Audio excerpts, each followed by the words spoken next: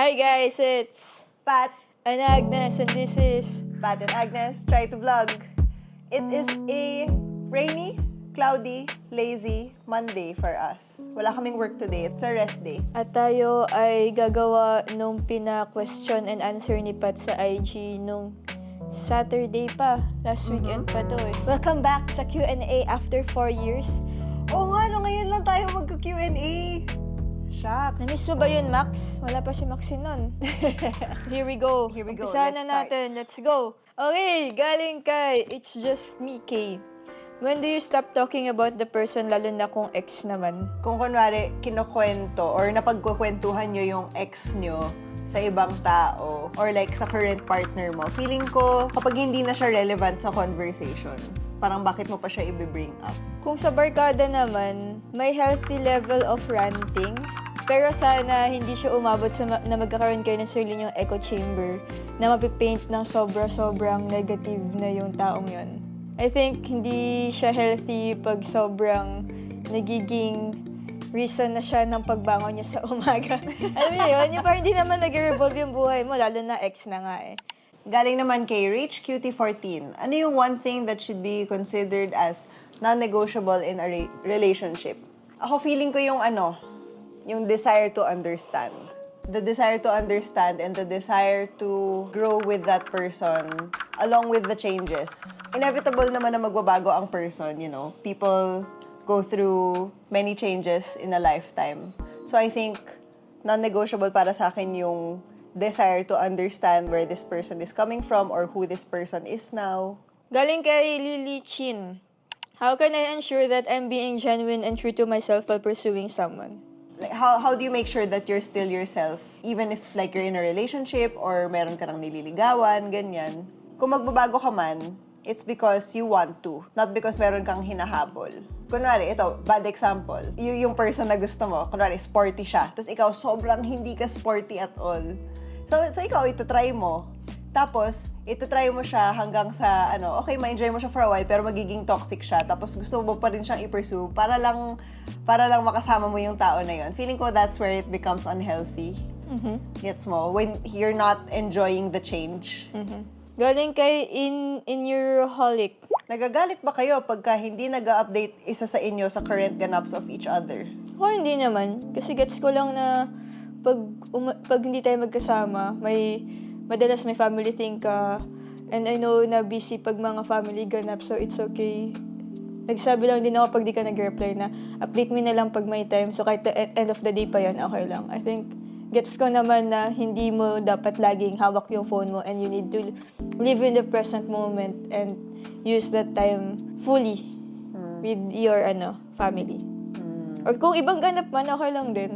Ako naman, naalala ko kasi nung una na parang mas naiinis ako kapag wala akong naririnig from you. Like, may mga times na sobrang tagal ni Agnes mag-update or hindi siya nag-update at all.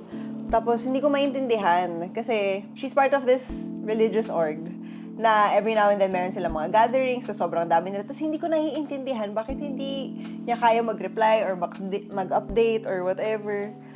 That was until sumama na ako. Like, nag-join lang ako one time. Tapos, okay, gets ko na. Like, sobrang daming ganap, okay, gets ko na kung bakit hindi siya nakaka-reply. So, I think, kung ikaw, if you're one of those people na nahihirapan kapag hindi nag-update yung partner nila, try mo na lang din i-experience yung na-experience niya kahit once para at least maintindihan mo kung bakit hindi sila nagre-reply. Ganon. Kung di mo naman kaya experience, try to imagine ano yung feeling pag nandun sa event. I think it's really understanding and yung empathy nga kung ano yung feeling ba nung other side.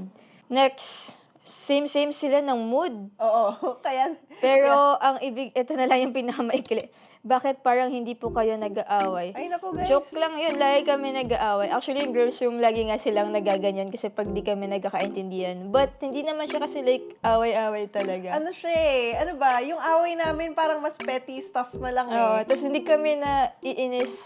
Mas gets lang namin na it's part of the process. It's part of of life. understanding It's each part other. of our life. Like, kanina sabi niya, magta-timer ako sa watch. Hindi, gamitin mo na lang yung watch nga, Watch sabi nga. ko. Oo nga, ano nga. Yun nga yung sinabi ko, tinagalog mo lang. Next! Sabi ni TL Vimir, hindi ba nakakasagabal yung relationship niyo sa career? Like, kapag may misunderstanding? Ako kasi I love working. So, ganun din naman siya. You know, I love working, she loves working. Tapos, kami kasi ni Agnes as people, kapag may project, you know, when there's something that needs to be done, we focus on that first, tapos saka namin pag-uusapan. So, especially nung early days namin sa banda, it was a bit difficult kasi minsan manggagaling kami sa bahay or whatever, tapos meron kaming hindi pagkakaintindihan, and then we try our best to not bring it to the workplace. We try our best not to let others then feel it na hindi kami okay kahit sila na yung nagsasabi na nararamdaman pa rin nila. But, you know, we try our best not to. Pero these days, no, kapag, kunwari, meron tayong misunderstandings, hindi na natin siya Pinapaabot sa... Oo. Kasi ano yun eh, like, it's between the two of us. I think hindi naman yung mood eh, parang sa kahit na ng relationship nyo yun. Hindi nyo kailangan manghingi ng side ng mga ibang tao. Like, especially sa amin kasi friends ko yung nasa banda. Friends din ni Pat yun. So, ayoko na mag-iba din yung tingin nila sa kanya dahil lang may away kami at the moment na feeling ko gusto ko siyang siraan or something. Never tayo mabot sa ganun na parang kung meron man tayong ill feelings against each other, parang we just keep it muna to ourselves and we try to resolve it. And never naman tayo umabot sa mode na parang we need help from others kasi lagi natin siyang finifix on our end. Kasi yun naman I think dapat talaga palagi. Kung kanino ka may kaaway, siya lang dapat yung feel nun. Sana, di ba? as much as possible. Next, from Chris Angel. Di ba magician yun? What? Si Chris Angel, nagkaroon ba ng insecurities issues sa inyo before? How did you guys handle it? Honestly, sa akin, from my end, wala. Ako meron akong slight nun kasi parang never ako naka-experience maging scorer talaga. So, mas nandun. Kasi dream ko yun dati nung college. So, nung parang ikaw, bakit? Kasi mas graduate ka naman talaga ng 1 year. So, may 1 year ka na nakapag-scoring pa. Ako, right after college, diretso ako sa band. Tapos, feeling ko wala akong experience lagi sa scoring. So realize ko, hindi ko siya i-take against her. Kasi di naman niya kasalanan na dumiretso ako ng Ben and Ben after. So, nung nagkakaroon na siya ng mga projects, tapos nakita ko na, kasi okay naman, magaling naman si Pat. So, I want to be there beside her at maging happy genuinely. Hindi siya ever dumating sa naging jealous ako or like naging negative siya. Parang nung early days may parang mood lang na sana ako din may ganito. Pero eventually, genuinely happy ako nung nakuha mo na yung mga projects, yung mga awards. Tsaka I really try my best na hindi ilagay yung mga ideas ko pag gumagawa ka. Kaya po tayo mas magaling ngayon sa ML. Kasi pag may project si Pat, mag-ML ako, bahala siya gawin yan. Wala akong ideas. Napapansin ko yan. Hindi ako magsalita Napapansin until ko yan, promise. i-ask niya yung help ko. Kasi ayoko magbigay ng unsolicited stuff. Napapansin ko yun, promise. As in, kapag kunwari, may gagawin ako, tapos, may ipapacheck ko sa kanya na parang, can you watch this? Tapos sasabihin niya, Hindi, sige. Kasi minsan, may isang time, parang nagsabi ako ng something, tapos dinefend mo lang din yung ginawa mo. So, na-realize ko, okay, gusto lang niya nang may makinig, pero hindi niya kailangan ng bagong idea. Pero okay naman, lately, meron tayong bagong project. Nag-work naman siya. First time natin mag-work together. Nangyari naman. Okay naman. Ay, meron pala akong ganyan sa'yo. I think obvious naman na between the two of us, si Agnes talaga yung very friendly. Friendly din naman ako, pero because I'm a bit more introverted. Or may resting bitch face ka. Yeah, meron din ako nun. Because may RBF nga ako. Minsan naiisip ko na, what if people think na hindi naman kita deserve kasi hindi ako bubbly, hindi ako friendly. Okay. Pero hindi ko ma-explain. Pero kasi kumusta siya? pero naiintindihan Nandiyan pa mo, din diba? siya. Pero ano nga yung ending? Yun yung tinatanong ko eh. Na-realize ko lang na hindi ko naman mababago yung RBF ko. And regardless of what I do, hindi ko din naman ma-change yung perception of people, of me. Because nga RBF ako, mas madalas na maisip ng mga tao na mas masungit ako or ganon. But, tinanggap ko na lang. It's okay. The people who know me know na hindi naman ako masungit. Madalas. magaling mag-question itong si It's Just Me Kay. Thoughts, opinions about not going into relationship if not yet financially stable. Basic needs. I think kung same kayo, okay lang. Joke. Hindi kasi, di ba, naging tayo college, hindi naman tayo stable nung time na yun. Parang may mood lang tayo na, okay, we'll support each other sa pag-grow and sa pag-reach ng dreams and maging successful sa career ng isa't isa. That's even before Ben and Ben eh. Ako feeling ko, kung kunwari merong isa sa inyo na hindi pa financially stable, I think mahalaga na pag-usapan ninyo ng partner mo yung setup. Kasi it can still work. Naniniwala ako na it can still work. Mm-hmm. Kasi nakakatakot yung yung nagiging given lang siya. Given. Gets mo? Gets. Na yung mas financially capable will shoulder the expenses of the one who is not. Tapos mas nagkakaroon ng gray area, doon nagkakaroon ng misunderstandings kapag hindi kino-communicate kung ano yung ine-expect, kung ano yung hindi ine-expect. Kasi what if si less financially capable does not expect anything naman talaga and does not want na i-shoulder ni nakakaangat na Pero balik ko na, sa Gets atin na mo? lang, nung nag-start tayo, ako yung mas not financially stable. And ikaw meron kang mga racket nun. Pero like, given na pag-usapan natin yun na ako ayokong nililibre mo lagi yung mga dates natin or like, di ba, parang kahit nga nagagalit ka na sa akin na gusto mo akong bilan ng lunch or dinner, sabi ko ayoko kasi ayokong maging, well, this is mas personal sa atin na ayokong hindi siya equal in that sense. So ako, pag-ipunan ko talaga na kung nilibre niya ako ngayon, dapat gusto ko lang next time mag-ipon ako para ako naman yung maglilibre sa kanya. Pero I think ang bottom line nun ay bottom point? bottom line. Ang bottom line nun ay Pag-usapan niyo kung ano yung kaya, kung ano yung hindi, kung ano yung comfortable. Gets? ito, galing kay Vigilation 1. Bakit kasi ganyan yung mga pangalan nyo, guys? When it comes to people you meet in your respective hobbies, may say ba yung isa sa new friendships? Parang wala. Like, ako nga, happy ako pag meron siya mga nagiging friends sa climbing. Ako kasi, ang role ko lang naman sa climbing, kung di ako nagbebelay, pumupunta ako doon as her driver. So, kasama ako kumakain after. Tapos, syempre siya, madami siyang, uy, sige yan, ganyan. Parang ako, oh, hello po. Ito kasi parang, Ito yung parang appear nila eh. ano po, tapos dami niyang kausap, tapos parang, flat sila climbing. I mean, just, hindi naman kasi ako yung tipong kailangan ko yung i-introduce na kailangan kong alam agad yung mga things. So, I'm happy na meron ka ding life outside me. Uy, ako.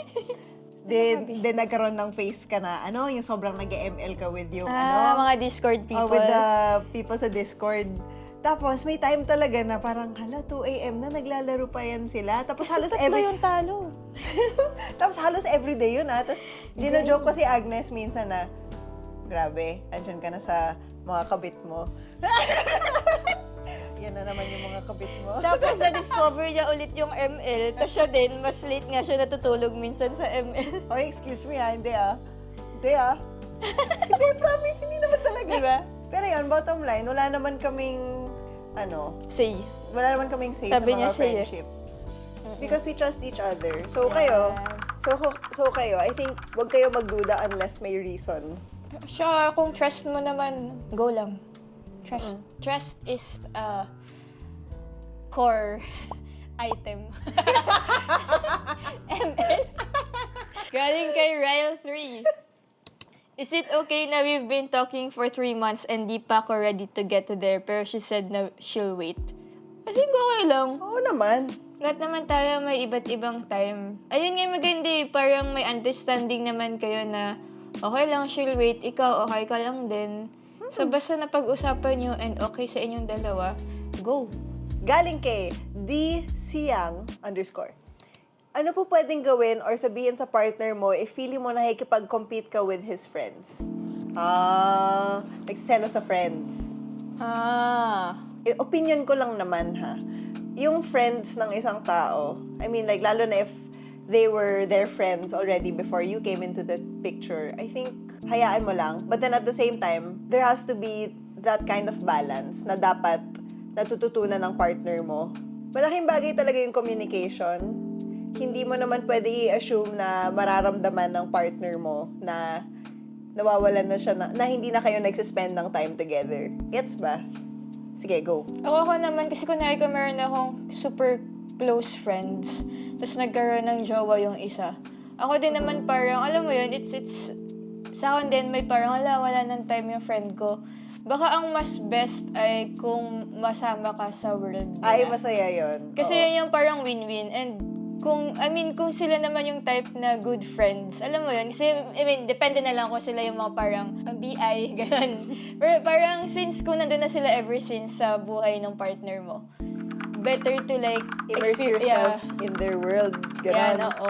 You let them meet each other para hindi siya, ang hirap, I think yun yung balance sa sinasabi mo kanina.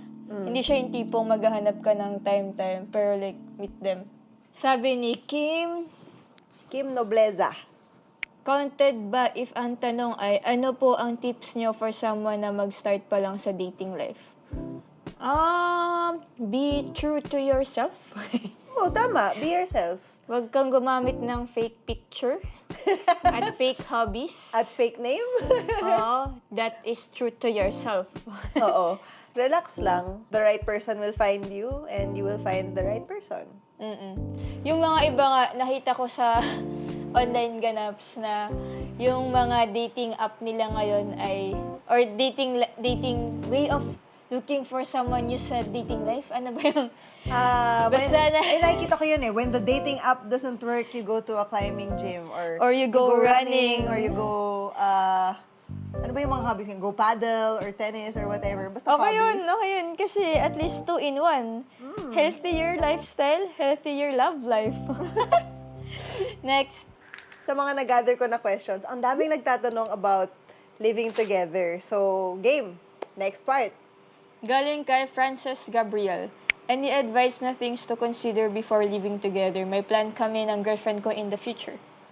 Siyempre, finances. Kasi marami kang mga babayaran before you move into the actual place. Usually, landlords and landladies would ask for 2 months advance, tapos 1 month na deposit. So pag-usapan nyo how much you guys are willing to spend for rent, ganyan. Meron ako nakitang rule of thumb years ago na dapat 30% of your income max yung mapupunta sa rent. Ito, not financial, pero feeling ko, inevitable yung may maiinis kang quirk ng person na yun. Kasi, mag-zoom in siya sa'yo pag magkasama na kayo sa isang bahay. And, Ay, true. pwedeng yung quirk na yun ay yun yung parang nakukyutan ka or love na love mo nung una. Tapos, dahil everyday mo siyang nakikita, ganyan talaga siya.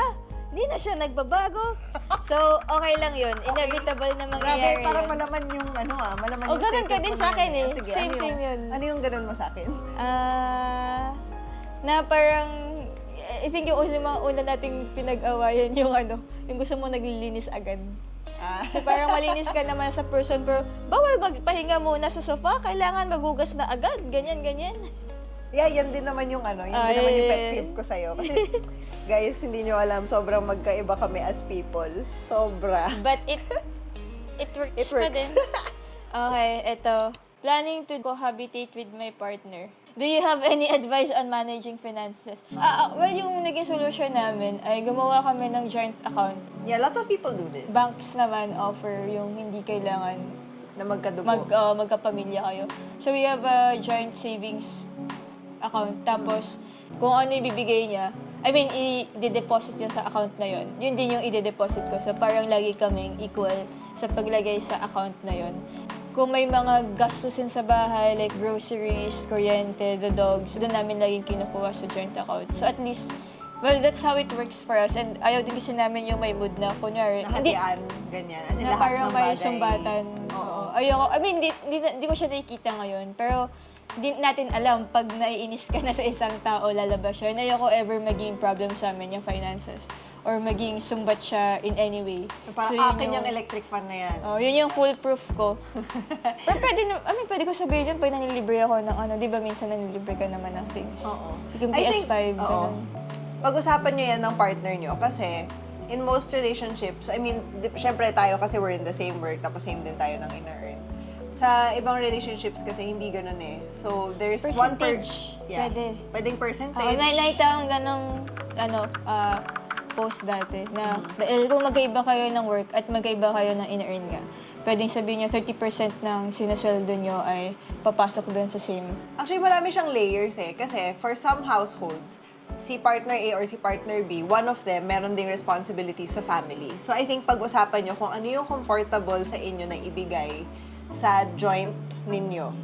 If ever you decide to go sa route na yon. Yung household chores. Oh, household chores ba? Wala. Ako para saluhan lang. Oo, tsaka pakiramdaman. Pag nagluto siya ng breakfast, ako magluluto ng lunch.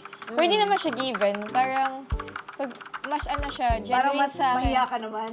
Mahiya ka naman. Ako na nga Hindi, nagluto. mas gusto. Ako magbugas. Joke lang. Joke lang. Siya nagluto ng breakfast. Ako na lang mag-order ng Grab mamaya. Kasi pwede naman siyang iba-iba for some people. Baka yun yung love language niya is magluto. Di wag mo nang agawin sa kanya yung love language na magluto. True. So, I think it really depends on kung paano kayo. Dapat lang okay yun sa isa't isa. And communicate kung may hindi natutulong financially or sa chores-wise man yung partner mo. I think yun naman lagi yung bottom line dito pag-usapan. Communicate. True. Next, since you live together, how do you make sure you have space solo time? Ginagawa ko lang kung ano yung gusto kong gawin. Yeah, I mean, hindi naman niya ako pinipigilan. Hindi ko din naman siya pinipigilan kapag nag-ML siya or whatever, or kapag nag-game siya. Pag nagko-code-M ka, Yeah, I think, ang ba't lagi na lang yung ML ko yung nasisisi?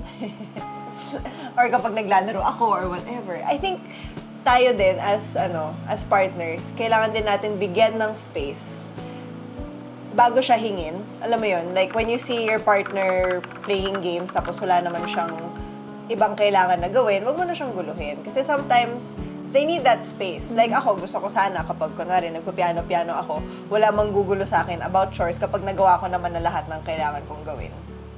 Siya, ina-ask kita pag, minsan kahit nagka-piano ka, sumaba ng jamming, or parang nag-aas ako bago ko guluhin yung solo time mo. Kasi, kung hindi nyo alam lahat ng introverts, kailangan nila ng solo time. As in, needed siya as an introvert. So, kahit na feeling ko, okay lang ako makigulo. Pero si Pat parang hindi niya kinakount yung solo time na, kunwari, nagpapahinga kami dito together. Iba pa din yung solo time na recharge mo, di ba? Kaya ang alam ko, pag morning gusto mo yung mag-isa. I think na-recharge sila somehow pag it's me, myself, and I. Oo, kaya din siguro ako naging morning person kasi sa household namin, ako lang yung gising ng ganung time. Madalas. Sige. Next category. Next category. Dealing with each other. Sabi ni Lane Cortez Kimbo, how to deal with an avoidant and anxious relationship. Tayo yun. Anxious. Ako yung avoidant. Ano ba? Alam mo, honestly, ang tagal din ng learning curve natin dito. Like, it took us years din to understand na... It took us years to understand na may ganito pala. Like, nalaman lang din namin through, like, this YouTube video explaining na may yung iba-ibang attachment styles. Tapos, saka lang namin na realize na, okay, so this is how it is pala. So, ito yung mga dapat natin gawin. Ako, as an anxious person, yung middle ground ko is kung kunwari hindi siya okay sa akin, tas hindi niya sasabihin sa akin, sobrang mag-worry ako. At the very least, ang hinihingi ko sa'yo ay sabihin mo sa akin, pag-usapan natin mamaya, it's about this. Okay. 'Di ba? Kesa yung 'di ba kapag anxious ka na person, sobrang dami mong iniisip all the time. Tapos kapag kunwari hindi ka masyado kinakausap ng partner mo kasi hindi siya okay sa'yo. Siyempre, ikaw mag-worry ka at ang dami-dami mo nang inisip, shucks, ano ba ginawa ko this morning? Okay, dahil ba nag-CR ako? Dahil ba ang tagal kong gumalaw? Dahil ba ganito, ganyan. Ako at the very least, ang hinihingi kong middle ground is, sabihin mo sa akin na, sige, mamaya tayo mag-usap, pero hindi ako okay dahil ganito. Para at the very least, marami ng options na nawala in my brain. Ikaw ba? Okay. How do you deal with me as an anxious person? Ako kasi pag may mga things, ayoko muna magsabi ng feelings ko pag fresh pa siya kasi masyado siyang zoomed in and baka I might say words na hindi i-regret ko din naman sa future. So, dahil ko na sinasabi na may something ako. I think yun yung sinasabi mo kanina. Na pag-usapan kasi natin siya before pa. So, parang, I feel ganito, pero pag-usapan na natin next time. Pero like, naman ulit, hindi na ngayon mo na lang sabihin, sabihin naman, sana. So, that's something I am working on. Na dapat maging okay ako to wait a little bit more. Kapag sinabi na sa akin kung ano yung topic. Yan. Ito, galing kay Gagang Baby. How to handle your partner's personality. Feeling ko kailangan mo lang tanggapin yung person for who they are. Yun talaga yun eh. Kasi if you try to make your partner like follow a specific image na dapat ganito siya, dapat ganyan, lalo lang kayo mag-aaway. So like, I can't make Agnes a morning person. Acceptance is key talaga. Sabi ni It's Your Girl, Patricia. Advice lang kung paano humaba ang pasensya sa partner na panay mood swings. I think acceptance na hindi siya magbabago na ganun. What do you mean? Mas lang siya, accept mo na lang. Yun yung advice. Pero Huwag mo siyang labanan. Kapag ikaw naman, yung person na, okay, fine, inaamin ko, hindi ko deny na ako yung mas nag-mood swing sa aming dalawa. Kapag ikaw naman, yung person in the relationship na mas ma-mood swings, kailangan mo din i-acknowledge yung moment na nag-mood swings ka. Even if it's like 2 hours later or 3 hours later, kapag na-realize mo na nagkamali ka sa, sa moment na yon, even if it's like 3 hours ago, mag-sorry ka na lang din. I mean, hindi ka perfect, okay? Tanong ni Ron Falyoran, what if magkaiba kayo ng love language? I think it's the understanding lang kung ano yung receive. Ang pwede mo kasing baguhin kung paano ka mag-give para ma-meet yung receiving love language ng tao. Like ikaw, nung umpisa, sabi mo yung love, act of service yung mo, yung love language mo. So ako, dahil alam ko yon at hindi yun yung love language ko, hindi yun yung giving love language ko, nag-extra effort ako to do things. Kaya din siguro nahilig ako maglinis. Ikaw din naman pala may kasalanan. Thank you. So sa mga gustong maging malinis ang bahay nila, sabihin nyo, act of service. Just call me. Bakit ikaw yung magiging tagalinis ng bahay nila? Sabi ni Pascual yun, may times po ba na nafe-feel nyo na, nakakapagod na, what do you do po at times na ganun situation? I think dadating ka naman doon. Pero I think ang crucial ay nakakapagod na at this moment. And yung moment na yun doesn't define the whole journey na you guys have been together. So, acknowledge siya na pagod ka at the moment. Huwag kang gumawa ng big decisions habang submerged ka sa big feelings. Kaya yun yung sabi ko kanina na parang hinga muna kung gusto nyo pag-usapan. Like kung level na yung head mo, kung objectively nakakapagod na pala yung feeling, tsaka nyo siya pag-decidean. Pero kung after ng pahinga, hindi na pala nakapagod, hindi pala siya about us. It's about yung day natin kasi tuloy-tuloy yung work. So, minsan ganun eh. Sinisisi nyo yung relationship, pero iba pala yung root. So, ayun yung best. Don't act or decide on anything big pag malaki yung feelings. Maging objective tayo dito. Tama. So, objective, I killed the turtle. Bakit naglag ako? Galing kay Sik Mingu. Does it happen in long-term relationship when your partner gets on your nerves? How do you handle it? Oh, syempre. Of course. Kasi, I mean, Tao lang tayo. Tao lang tayo. Ganun lang Tao talaga. lang din sila. I mean, sa long-term relationship kasi, mamamagnify talaga yung mga pet peeves nyo sa isa't isa when you start living together talaga. So, I think, ang isang tip ko is, identify mo if it's something na you should really be annoyed about. Does this really deserve 5 minutes of my time? Like, may inis pa talaga ako about this thing for 5 minutes. Or accept mo na lang na talagang ganun siya as a person. Oo, accept ko na lang, tapos move on na ako sa araw ko.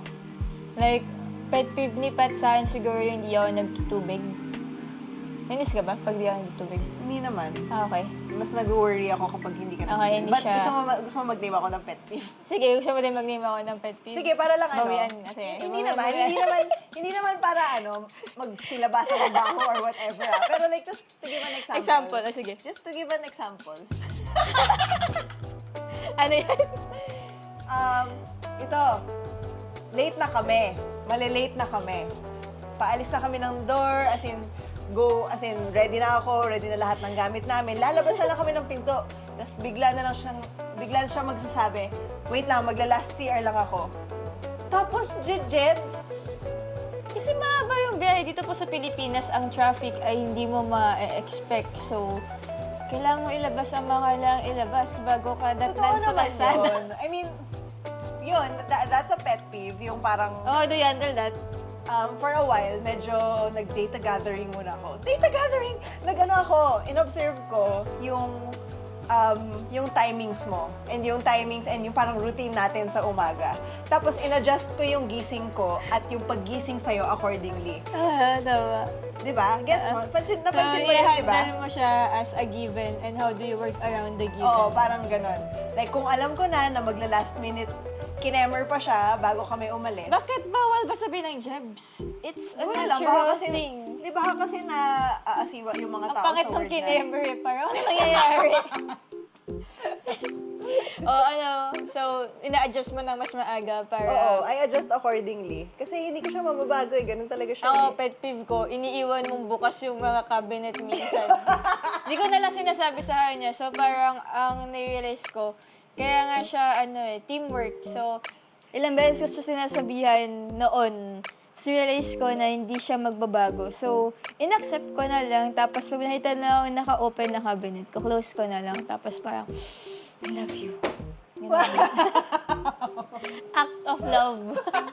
So, long story short, ang sagot namin dyan ay adjust na lang kayo. May mga stuff na hindi mo talaga mababago sa partner mo. So, work around it. Work around it. Yun na yung Pero last. yun, that's the last. Oh. And with that is our last question. Yay! Hindi tayo nag-away. Joke lang. Maxine, sumasama ka sa vlog pero lagi ka namang tulog. Wala ka man lang ambag. Ganyan lang siya. She is the inspiration for today's video. Thanks guys sa pag-send ng mga pag-send ng mga questions. Dati pa, di pa pinupush tong Q&A, sabi ko, ang hirap kasi i-edit, so hindi ko alam. Ikaw Ako na naman mag-edit. mag-i-edit Sige, good luck. Ano bahala? Thank Ako you bahala. guys. Thank you, Salamat guys. sa panonood ng vlog. Don't forget to share, like, and subscribe. And Hit the bell button to get notified. Thank you. love you, Liwanag. Sana Thank nag-enjoy you. kayo.